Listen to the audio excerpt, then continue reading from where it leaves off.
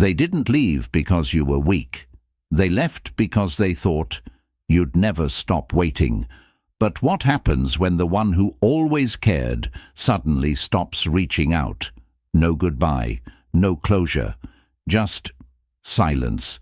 That kind of silence doesn't echo, it haunts. It plants a seed of doubt, a seed of regret, right where their confidence used to live. In a world where people chase responses, send late-night texts just to be noticed, and beg for attention they once freely gave, what if you did the opposite? What if the real power lies not in texting them, but in not texting them at all? What if your silence says everything your heart ever wanted to scream? This video isn't about playing games, it's about awakening, about recognizing that sometimes the strongest message you can send is no message at all. Today, I'll walk you through 5 brutally honest truths about what happens when you stop reaching out. Not out of anger, but out of self-respect. Not to hurt them, but to heal you. When you choose silence, they're forced to hear their own echoes.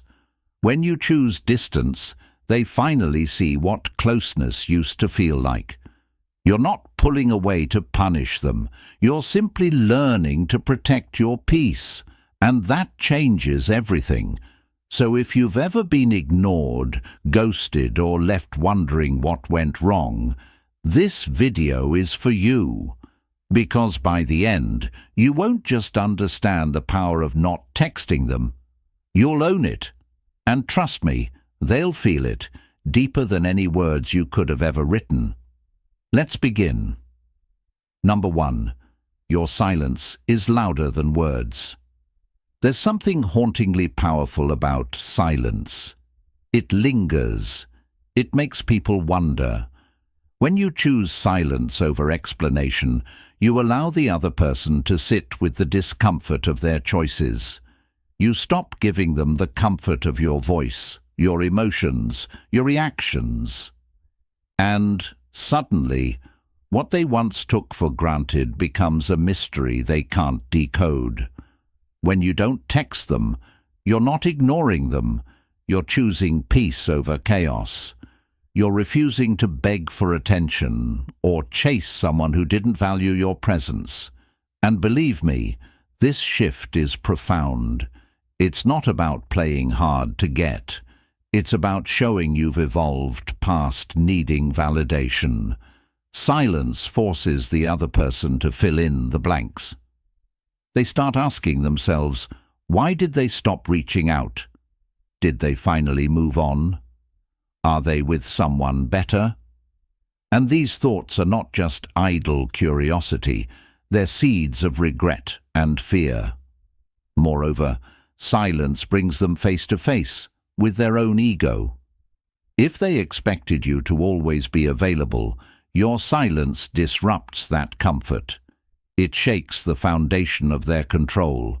It reminds them, you are not an option. You are a choice they failed to make. The power of silence lies not just in absence, but in what that absence represents. You're no longer seeking closure. You're no longer hoping for their reply. You've reclaimed the energy you used to spend on trying to be enough for someone who couldn't see your worth. They'll feel the void. And when they do, your silence won't just echo, it will scream the truth they weren't ready to hear. You moved on, and they're the one who has to live with the echo of what they lost. Number 2, emotionally detach, even if you still care. Let's be real, detaching emotionally doesn't happen in one day, especially when your heart is still tangled in the memories, the shared jokes, the midnight conversations. But emotional detachment isn't about pretending you don't care. It's about protecting yourself from continued harm, from giving your vulnerability to someone who didn't know what to do with it. When you stop texting them, It doesn't mean you stopped feeling. It means you're choosing to feel in private, without feeding their ego. You're allowing yourself space to grieve, reflect, and rebuild, instead of constantly hoping they'll say something that will fix everything. You see, most people regret losing you, not when you walk away, but when you detach emotionally. That's when they truly feel the absence, because now your love doesn't orbit around them anymore. Your mind isn't stuck analyzing every message. You've redirected that energy into yourself. Emotional detachment is like finally waking up from a long dream. You begin to see things clearly. You recognize the manipulation, the inconsistency, the patterns of hot and cold. And slowly, you begin to realize you deserve more. They might try to poke at your emotional walls, send you a casual "hey" or ask, "how are you?" But don't mistake those for signs of love. They're tests. Tests to see if you're still emotionally available. The moment you reply with old emotions, you hand your power back. Detach, not because you don't care, but because you care about yourself more now. That's where the real shift happens. That's when they start to feel the sting of your absence. And that's when regret takes root. They no longer hold emotional control over you, and once that control is lost, so is their comfort. And trust me, that will haunt them more than any text ever could. Number 3. Work on yourself. Like they're watching. They may not be texting you, but don't be fooled. They're still watching. People always keep tabs on what they no longer have, especially when it was once fully available to them. They might not comment or react, but they're observing from the shadows, through mutual friends, or even through fake accounts. Now here's your opportunity. You don't need to post to prove anything. Just focus on becoming so whole, so strong, and so healed that if they do happen to look, they won't recognize the person you've become. Hit the gym, not just for aesthetics, but for discipline and emotional clarity. Invest in your passions. Build something that reflects your inner growth, a business, a new skill, your confidence. Every step forward you take is a step away from needing them. You see, what makes people regret losing you is not that you went silent, but that you blossomed in their absence. They expect you to fall apart, to crumble, to send those late-night "I miss you" texts. But when you don't, when you rise instead, they're forced to confront the truth. They lost someone rare. The more you improve, the more irrelevant their opinion becomes.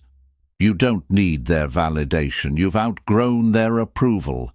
And in that realization, they lose power. And you gain it. So live your life like they're watching, because they probably are. But even if they're not, the person who benefits most from your growth is you. And that's the kind of healing no message can replicate. Let your transformation be their punishment. Let your success be the message you never had to send. Number 4. Regret is born in reflection, not in replies. Regret doesn't happen when you explain yourself. It doesn't happen when you send paragraphs pouring your heart out. In fact, when you're constantly reaching out, they don't have the space to miss you. They already know you're there. But regret is born in the moments of reflection, when they scroll through old messages and realize your name hasn't popped up in days, when their phone lights up and it's not you. That's when their mind starts to race. People only begin to appreciate consistency when it's gone. You were the one who cared, who checked in, who remembered the little things. But now Your silence is like a locked door, and they're left standing outside wondering what changed. They may not admit it, but they start thinking, did I push them too far?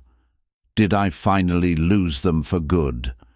Your absence becomes a mirror that reflects their actions back at them. It forces them to sit with themselves and confront the truth. They didn't value you when they had the chance. That's where regret takes its deepest root, not because you punished them, but because you let go without noise. When you reply, you give them closure, but when you go quiet, you give them consequence. A consequence that plays on loop in their mind when they least expect it, late at night, during lonely weekends, or while watching someone else love fearlessly. And here's the beauty of this silence. It's not about ego, it's about healing. You're not trying to make them suffer, you're letting them feel the weight of their choices without softening the blow. Because you're no longer available to be mistreated. You've stepped into your self-worth, and that alone speaks louder than 1,000 texts. And here's the truth they'll learn too late. They lost someone who was willing to give everything, and now they're left with an empty inbox and 1,000 what-ifs. They'll scroll, hesitate, and never send that message, because they know deep down you moved on in silence, and that silence became their greatest lesson. They'll remember the way you made them feel safe, the comfort of knowing you were one message away. Now that comfort is gone, and in its place is a silence so heavy it echoes louder than any argument ever could, they'll regret it, not because you hurt them, but because you stopped letting them hurt you. Number 5. Reclaim your power by choosing yourself. At the core of every emotional storm is a simple truth. We give others power when we forget our own. Every time you send a just checking in message or a hope you're okay text, you're placing your heart in someone else's hands. And the more you do that, the more powerless you become. But when you stop, when you pause, breathe, and choose not to text them, you take a massive step toward reclaiming that power.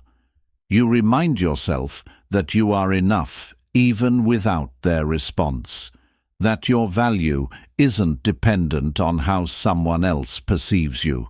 Choosing yourself doesn't mean being bitter or closed off.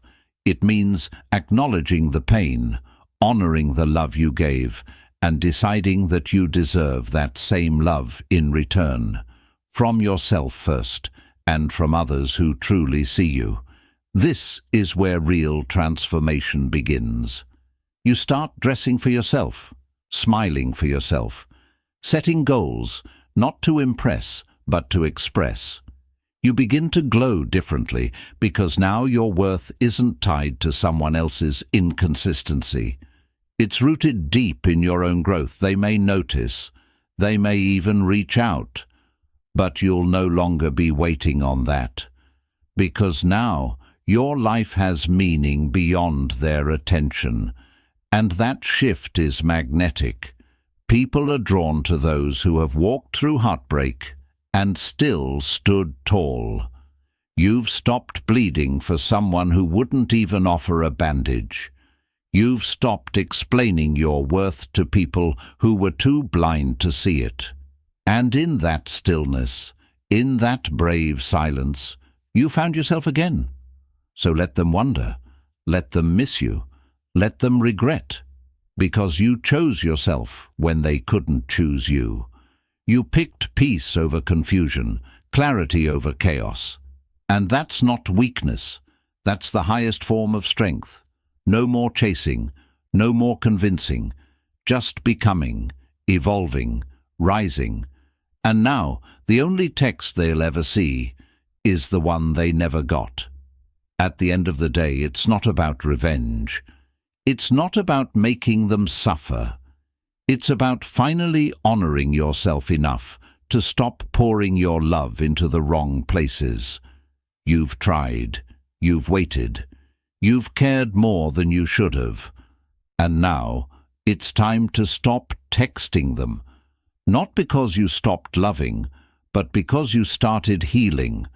They will feel your absence in waves, in quiet moments, in the places you once filled with laughter and light. They'll wonder if you think about them, if you miss them.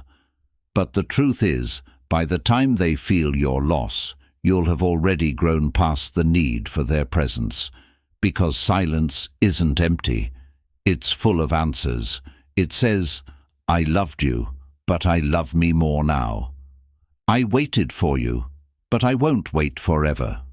I cared deeply, but I won't let that care destroy me. So don't text them. Don't break your own peace just to remind someone of your existence. The right person will never need a reminder. Let your silence be the lesson. Let your growth be the proof. And let their regret be the price they pay for not valuing you when they had the chance. You don't need closure. You don't need their reply. Because now you have something even more powerful yourself.